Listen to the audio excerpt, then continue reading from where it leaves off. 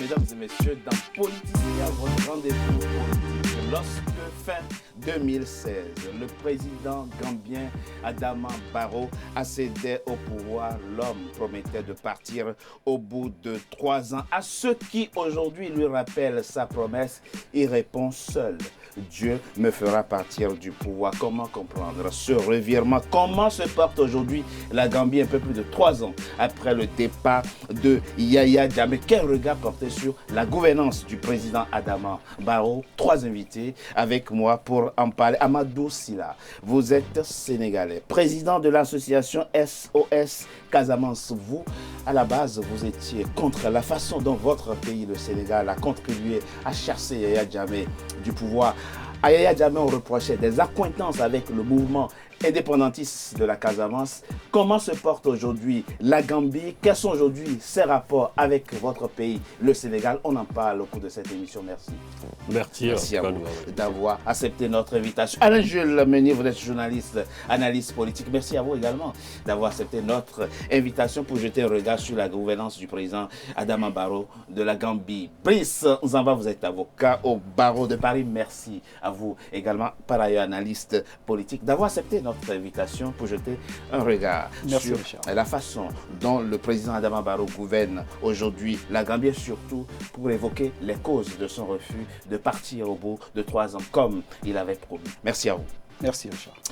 26 janvier 2020, plusieurs centaines de manifestants investissent les rues de Banjul, la capitale gambienne. Ils sont du mouvement 3 ans, il est temps, et exigent le départ du président Adama Barrow. La répression est immédiate. Le président du mouvement Abdou Ndiaye est arrêté, de même que 137 autres manifestants. Pourquoi le président Adama Barrow refuse-t-il de partir au bout de 3 ans, comme il avait promis? Avant d'en parler, je vous propose d'écouter ce qu'en dit le journaliste et écrivain sénégalais Adama Gueye.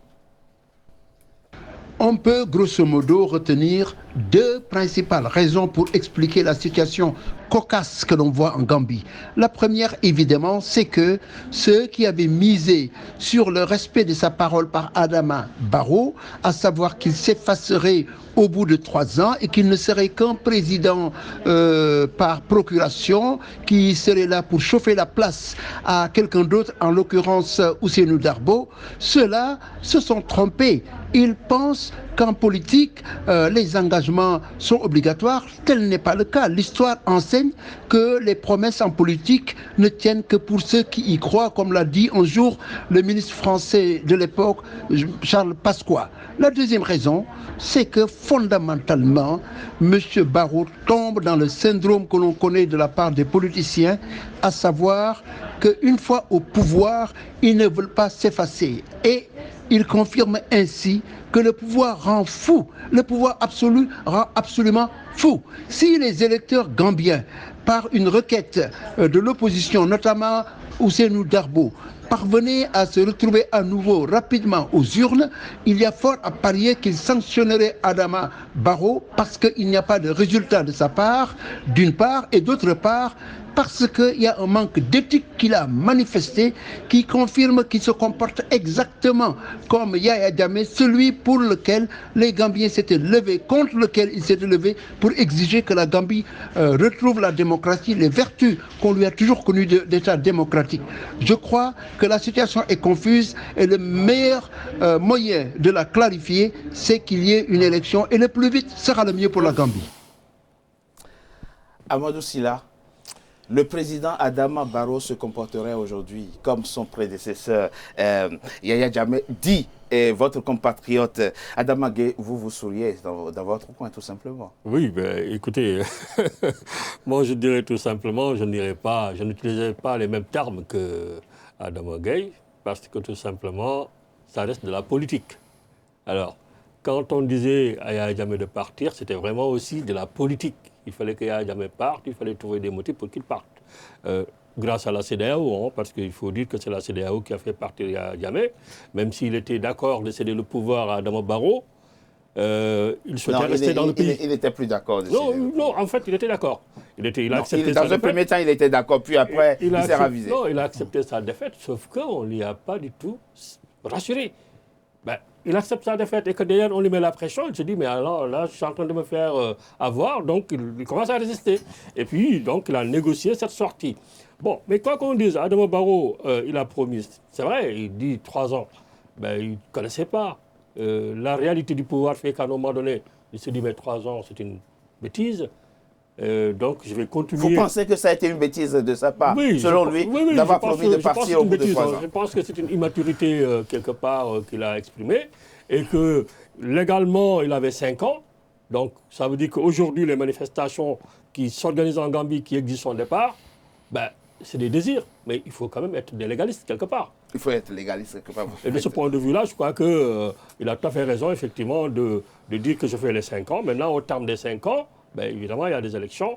Les Gambiens, effectivement, pourront s'exprimer en toute démocratie. Brice Nzama Lom suscitait tant d'espoir en 2016, lorsqu'on voyait partir Yaya Jammeh et qu'il s'installait au pouvoir. C'est très curieux de voir aujourd'hui que 3 ans seulement après, les rues de Banjul connaissent cette manifestation qui finissent d'ailleurs par cette sanglante répression. Oui, mais en fait, ce qu'il faut savoir, c'est que ce n'est pas une mince affaire que de succéder à un tyran. Voilà, ça, déjà, il faut le dire. Pourquoi? Parce que quand on a eu un chef d'État qui a fait 22 ans au pouvoir, et qui a régné sans partage, et qui a régné par l'oppression, en fait, la confiscation des libertés, quand on succède à ces chefs d'État, et qu'on a annoncé qu'on était le chantre de la démocratie, déjà, il faut dire que le peuple qui a connu déjà, qui ne connaissait pas la liberté d'expression, il y a plus d'attentes en fait. Le peuple attend plus de celui qui succède et quelque part, le peuple est impatient. Donc voilà, parce que les gens veulent que, d'une part, que la démocratie soit mise en route, qu'il y ait la liberté d'expression et que les paroles, les promesses qui sont faites soient tenues. Donc il faut dire que Adama Barrow, d'une part, a sous-estimé l'ampleur de son travail. Parce que quand on est un chef d'État qui a été élu démocratiquement, imposé par la communauté internationale, en tout cas la sous-région, oui, et qui a une attente importante de la population, on doit être à la hauteur. Et donc, il n'a pas pris le temps de réaliser que sa promesse de 3 ans d'exercice du pouvoir était une promesse qui ne pouvait pas tenir dans la pratique. Parce que son régime, pour moi, était un régime de transition. Voilà, c'est un régime qui doit assurer le passage entre un système tyrannique et un système de restauration de la démocratie. Non, donc il devrait avoir du temps. Il devait prendre. C'est difficile de partir. Pourquoi de respecter sa parole? Alors, je pense que le président Adama Barrow a péché par manque de communication. C'est-à-dire que quand il a dit qu'il devait faire 3 ans, il était dans une euphorie portée par la nécessité de ne pas faire comme le président Yaya Jammeh. Voilà. Donc, par la suite, la réalité du pouvoir lui a fait comprendre qu'il ne pouvait plus partir après 3 ans. Dans ces conditions, il faut communiquer, puisque chaque 6 mois, il fait des conférences de presse. Il faut prendre le temps d'expliquer aux Gambiens, d'expliquer. Excusez-nous. Pourquoi ne peut-il pas Alors, par exemple, il y a la mise en place de la commission, vérité, réconciliation, réparation. Absolument. Voilà. Il faut que ça prenne le temps de se mettre en place, de pouvoir juger ce qui s'était passé, réparer, vendre. Il y a la vente des biens mal acquis par le président Yaya Jammeh. Il y a même cette vente, la mise en vente a été faite. Donc, il y a aussi la réouverture de plusieurs médias qui ont été fermés durant le règne de Yaya Jammeh. C'est-à-dire qu'il y a la relance effective de certaines institutions qui garantissent le fonctionnement de la démocratie.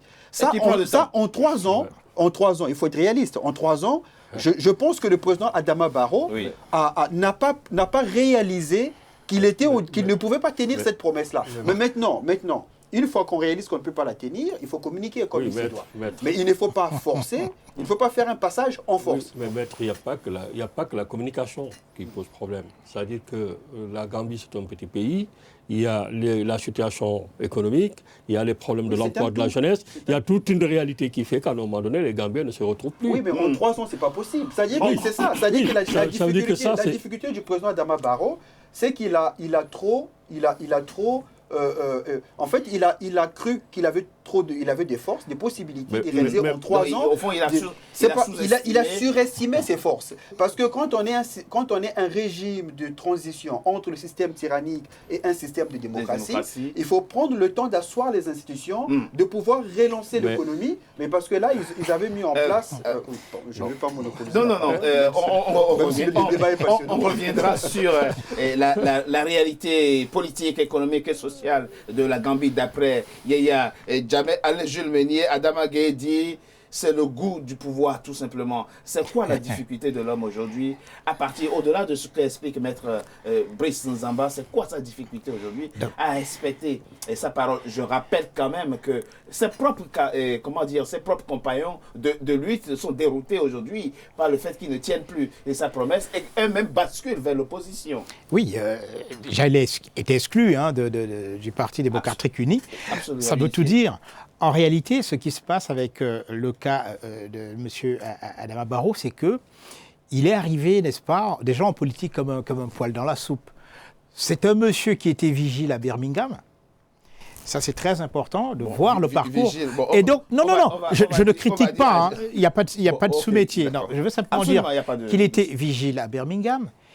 Alors, avec son argent, il a acheté un appartement, etc. Il est devenu agent immobilier. Il ne s'occupait pas de politique. Il entre dans ce parti politique-là.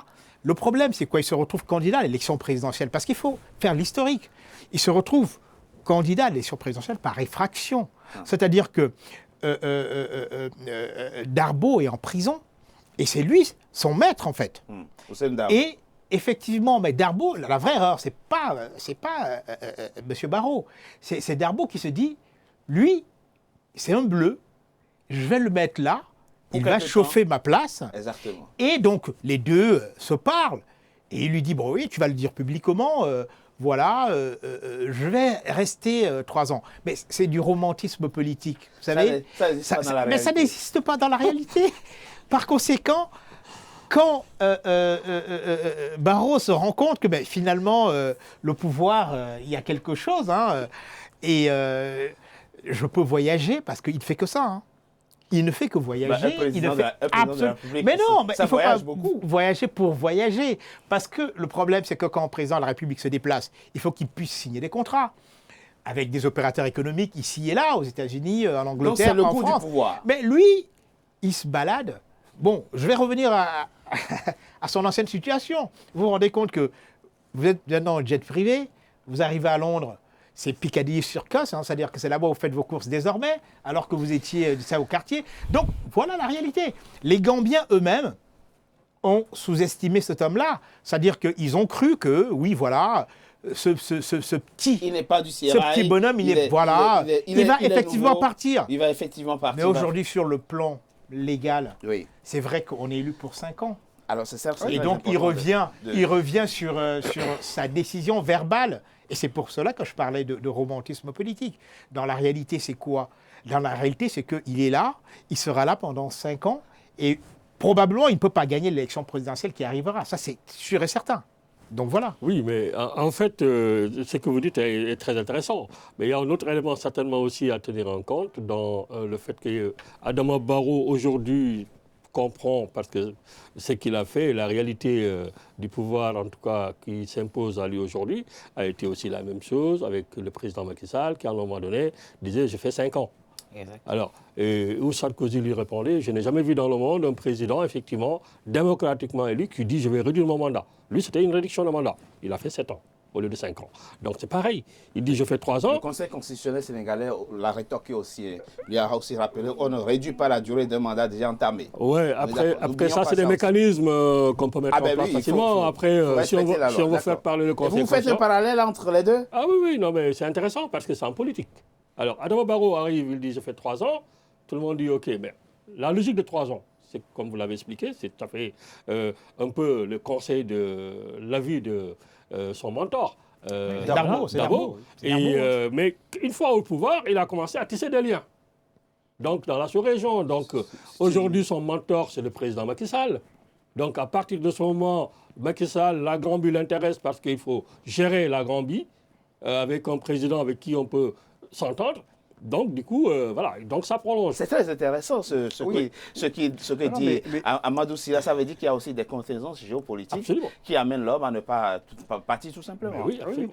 Mais en fait, ce que je pense, c'est qu'il ne faut pas sous-estimer le président Adama Barrow. Hein. Je pense que il est en train de nous faire la démonstration qu'il peut s'émanciper de son mentor. Monsieur Darbo, hein, il peut, puisque là, il est en train de le braver. Hein, à vrai dire, c'est un débat, comme on l'a dit tout à l'heure, c'est un bras de fer entre monsieur Adama Barrow et son mentor. Oui. Voilà, puisque son mentor avait cru qu'il devait être là que pour préparer son chemin, comme Jean-Baptiste préparant le chemin du Seigneur, dirait les... Il n'a pas le droit de se représenter. Voilà, c'est bien clair. Hein, voilà, il fait 3 ans, il s'en va, il organise des élections, une élection présidentielle à laquelle il ne doit pas participer. Voilà. C'est ça, c'est-à-dire que le deal semblait être parfait. C'est-à-dire que lui, il vient, son rôle, c'est de mettre Yaya Jammeh hors d'état de nuire, et puis de préparer les conditions pendant 3 ans, et puis son successeur arrive. Son successeur, naturellement, c'est M. Ousseynou Darbo. Oui. Voilà, donc aujourd'hui, c'est qu'on est en train de voir, on est en train d'assister à un jeu politique, il faut le dire. C'est un jeu politique dans lequel on a un acteur qui est en train de s'émanciper de son mentor. Et pour qu'il puisse réussir cela, il faut d'abord qu'il arrive, et j'insiste, hein, il faut qu'il arrive à retravailler sa communication auprès du peuple gambien. Parce que si les manifestations de Gambiens sont réprimées comme ça se passe actuellement, c'est de nature à faire remonter des mauvais souvenirs. Hein, à faire remonter des mauvais souvenirs. Les gens vont commencer à faire le lien ou le rapprochement entre lui et Yaya Jammeh, et ce n'est pas de nature à renforcer son image. Mais mettre dans la situation actuelle, c'est-à-dire comment peut-on expliquer aujourd'hui, par exemple, une manifestation des pro-Yaya Jammeh, des milliers de personnes qui descendent dans la rue, et que les Gambiens aujourd'hui qui disent « nous regrettons ». Ça, on reviendra effectivement. C'est un peu le syndrome du Stockholm. Sur cette question. Mais il est important. Mais ça pose question. Ça veut dire qu'en 3 ans, il a échoué. Mais oui. Oui, mais il ne faut pas, à mon avis, effacer à Jammeh dans la mémoire collective. Alors, je rappelle, notre émission n'a pas pour but de faire regretter Yaya Jammeh. Ce n'est pas le but de notre émission, ce qui ne veut pas dire qu'il n'existe pas de Gambiens. Oui, il y a des partisans de Yaya Jammeh. Mais c'est quand même important de revenir sur un point. Nous sommes aujourd'hui suivis par la jeune génération africaine qui aspire à faire autrement à la politique. Parce que ce qu'on entend ici et là, le romantisme politique, etc., on ne peut pas respecter sa parole en politique. C'est impossible. Alors, ça dépend. On respecte sa parole selon les intérêts. Parce qu'il faut une nouvelle culture politique aujourd'hui. Il faut inculquer aux jeunes générations une nouvelle culture politique. La nouvelle culture politique implique le respect des règles qu'on a reconnues et acceptées collectivement. Donc, d'abord, respecter la Constitution, respecter aussi les coutumes qui ont trait dans la gestion de la cité, mais le jeu politique reste le même. Hein. Le jeu politique veut quoi? Le jeu politique veut que j'accède au pouvoir ou que je conserve le pouvoir en manœuvrant dans l'espace qui m'est donné. Donc, si je dois donner ma parole et que cette parole, cette promesse-là peut me permettre de maintenir mon pouvoir, de renforcer mon pouvoir, je respecte ma parole. De la fidélité aux engagements, ça n'existe pas en politique. Non, mais la fidélité aux engagements existe à partir du moment où ces engagements renforcent votre pouvoir. Ça, pour ne pas pécher par le romantisme politique, la réalité politique, c'est cela. Et c'est partout la même chose, que ce soit en Europe, en Amérique ou partout. Les engagements politiques, c'est toujours dans le sens du renforcement du pouvoir. Quand ça va dans ce sens, on le respecte. Mais quand on constate que l'engagement pris ne sert plus les intérêts de celui qui l'a donné, il s'organise. La personne s'organise pour faire en sorte que cette parole ne joue plus. Malheureusement, c'est ça. Ça veut dire que dans 2 ans, il est possible qu'il se représente tout simplement. Il est possible. Je vous rappelle quand même qu'il a créé un parti politique. Oui, c'est ça. Ça veut simplement dire qu'il est prêt pour continuer, n'est-ce pas, gouverner. C'est dans son droit le plus absolu. En revanche, comme vous voyez justement avec ce qui se passe ces dernières semaines, effectivement, on a l'impression que c'est une espèce de mimétisme, c'est-à-dire qu'il s'est dit, voilà, finalement, alors qu'il a été vraiment courageux d'affronter Yaya Jammeh, mais aujourd'hui, en matant les populations, il fait exactement comme Yaya Jammeh. Mais comment se porte concrètement la Gambie sous sa présidence? On en parle après une coup de pause. À tout de suite.